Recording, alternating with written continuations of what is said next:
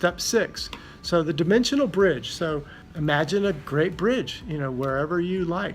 The San Francisco Bridge is a great one. So we're going to go from the city north, going up to Santa Rosa, however you want to visualize it.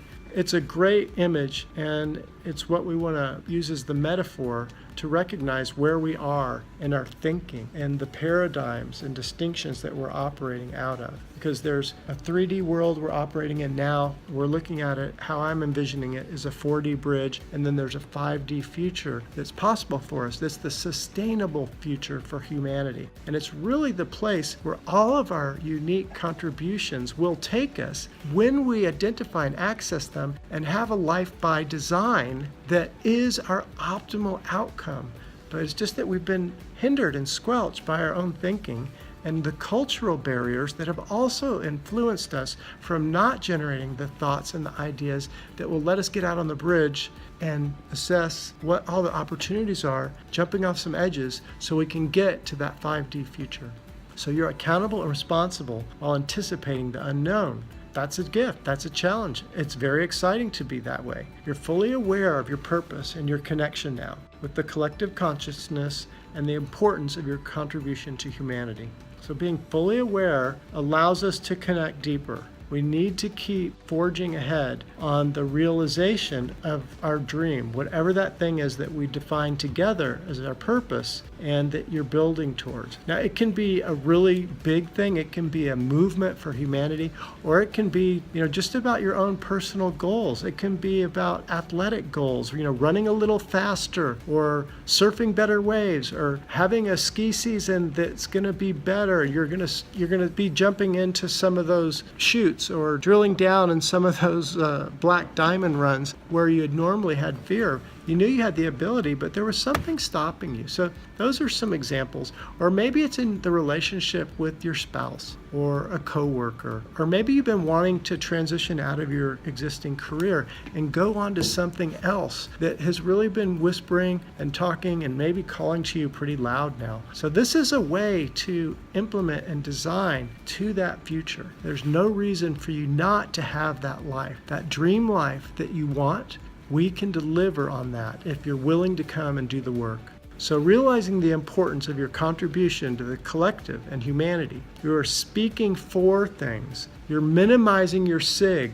You're becoming this cognitive agility ninja, and your confidence and your skills are enhanced. The information that's coming to you now, because you're nurturing your mind, your body, and your soul, and you're using these practices and distinctions to define things. So we're really developing a good plan for you at this point on paper, and we're very close to implementing.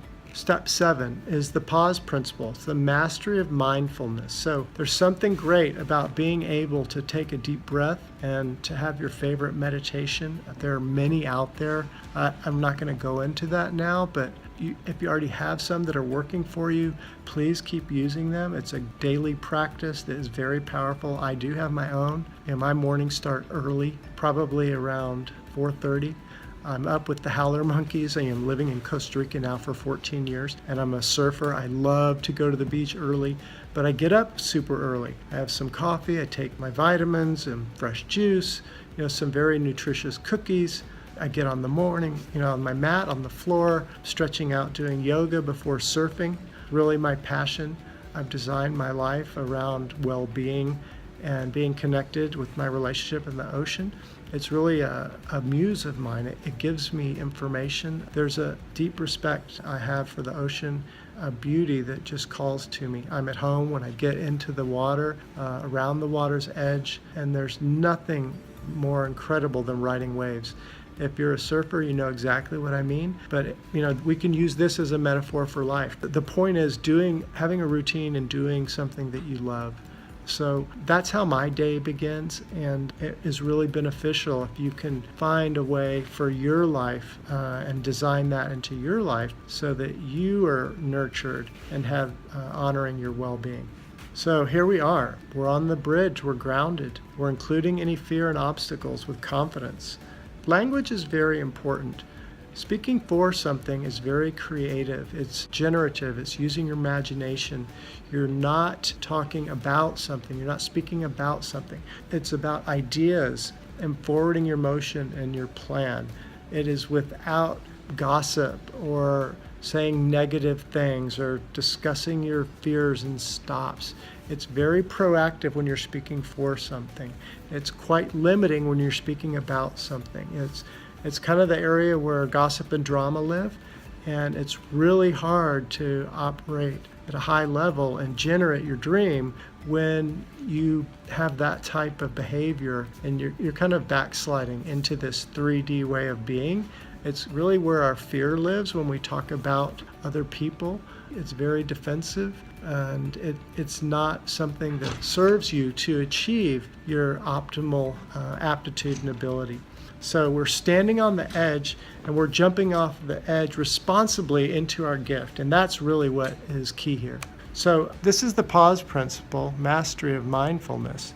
And as you can see, it talks about on this side here, it's the speaking for and the speaking about. And down here is the 3D, and here's our 4D bridge, and here's our 5D future. And this is really where the distinctions that anxiety and the fear-based society are. And this is where our sustainability and freedom and creativity and the ability to design life at an optimal level. Step 8. So elevate your practice of mastery, continuing your integration while increasing your awareness and ability to access the synchronicity. So this is where we're aligned and we're able to have the collective consciousness conversation be heard. Our insights increase, and now we have the tools and the skill set tuned to implement those into our purpose and our design life. Very, very powerful. Sharing with others your growth and practice.